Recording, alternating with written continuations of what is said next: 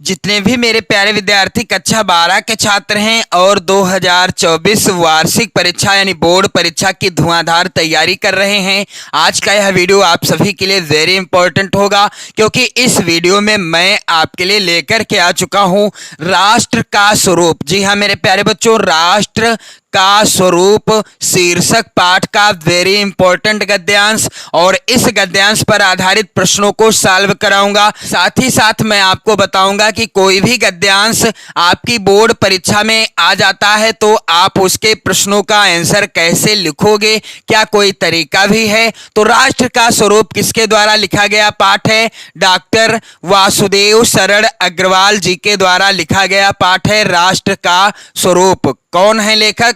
Doctor Vasudev शरण अग्रवाल जी हैं। तो मेरे प्यारे बच्चों, आप लोग चैनल को जरूर सब्सक्राइब कर लेना और वीडियो को लाइक कर देना, शेयर कर देना और अपने प्यारे प्यारे कमेंट भी करते रहना। तो मेरे प्यारे बच्चों, यहाँ पर आप देख पा रहे हैं गद्यांश जो कि वेरी इंपॉर्टेंट है। जन का प्रवाह अनंत होता है, सहस्रों वर्षों से भूमि के साथ राष्ट्रीय जन ने तादात्म्य प्राप्त किया है। जब तक सूर्य की रश्मियां नित्य प्रातः काल भुवन को अमृत से भर देती हैं, तब तक राष्ट्रीय जन का जीवन भी अमर है। इतिहास के अनेक उतार चढ़ाव पार करने के बाद भी राष्ट्र निवासी जन नई उठती लहरों से आगे बढ़ने के लिए अजर अमर हैं, और जन का संततवाही जीवन नदी के प्रवाह की तरह है, जिसमें कर्म और श्रम के द्वारा उत्थान के अनेक घाटों का निर्माण करना होता है। अब यह गद्यांश है और इस गद्यांश का पहला प्रश्न, जन का प्रवाह किस तरह होता है।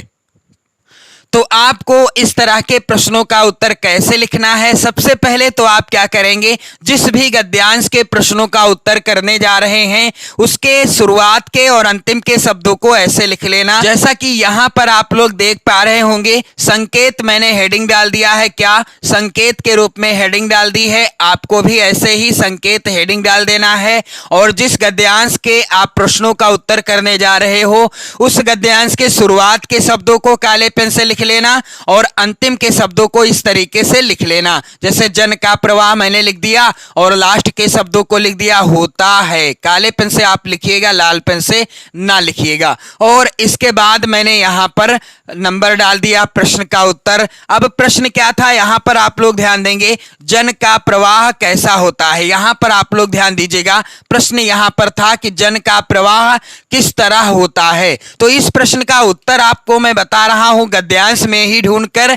यहां पर लिखा है जन का प्रवाह अनंत होता है। यहां पर आप ध्यान देंगे, आपको करना क्या है, जब भी इस तरीके के प्रश्न आएंगे आपको गद्यांश को अच्छे से पढ़ना है। एकमात्र यही ट्रिक है कि आप गद्यांश अच्छे से पढ़िए, प्रश्न पढ़िए, गद्यांश अच्छे से पढ़िए। आपको सभी प्रश्नों का उत्तर यानी आपके सभी प्रश्नों का उत्तर गद्यांश में ही मिल जाएगा। तो जन का प्रवाह किस तरह होता है, तो जन का प्रवाह अनंत होता है। यहां पर आप देख पाएंगे उत्तर मिल गया। आपको लिखना कैसे है, जन का प्रवाह अनंत होता है। अब इसके बाद दूसरा प्रश्न क्या है मेरे प्यारे बच्चों, कि पाठ का शीर्षक एवं लेखक का नाम लिखिए। तो पाठ का शीर्षक एवं लेखक का नाम लिखना है। तो पाठ का शीर्षक क्या है, राष्ट्र का स्वरूप। पाठ का शीर्षक क्या है मेरे प्यारे बच्चों, राष्ट्र का स्वरूप। और लेखक कौन है इस पाठ के, डॉक्टर वासुदेव शरण अग्रवाल जी।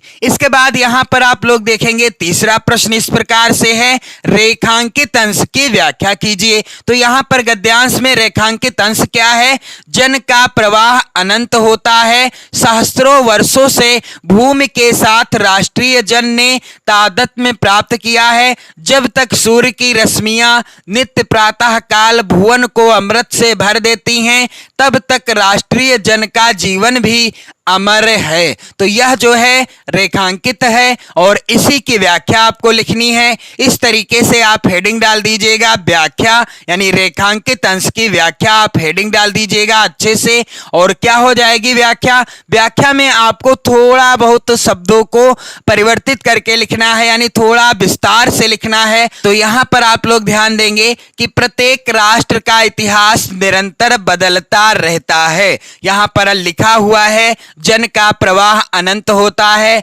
सहस्रों वर्षों से भूमि के साथ राष्ट्रीय जन ने तादात्म्य प्राप्त किया है। तो यहाँ पर आप लोग ध्यान देंगे कि प्रत्येक राष्ट्र का इतिहास निरंतर बदलता रहता है तथा उसमें अनेक उतार चढ़ाव आते रहते हैं, किंतु राष्ट्र के निवासियों की श्रृंखला निरंतर चलती रहती है। जन का प्रवाह कैसा रहता है? अनंत रहता है। मनुष्य पीढ़ी दर पीढ़ी अपने राष्ट्र के साथ जुड़ा रहता है और इसी कारण हजारों वर्षों से मनुष्य ने अपनी भूमि के साथ तादात्म्य स्थापित किया हुआ है। तो मैंने आपको बताया कि शब्दों को थोड़ा सा विस्तार से आपको लिखना है। इसके बाद मेरे प्यारे बच्चों आगे लिखा हुआ है कि जब तक सूर्य की रश्मियां नित्य प्रातः काल भुवन को अमृत से भर देती हैं, तब तक राष्ट्रीय जन का जीवन भी अमर है। तो क्या होगी व्याख्या यहां पर कि तथा विभिन्न दृष्टियों से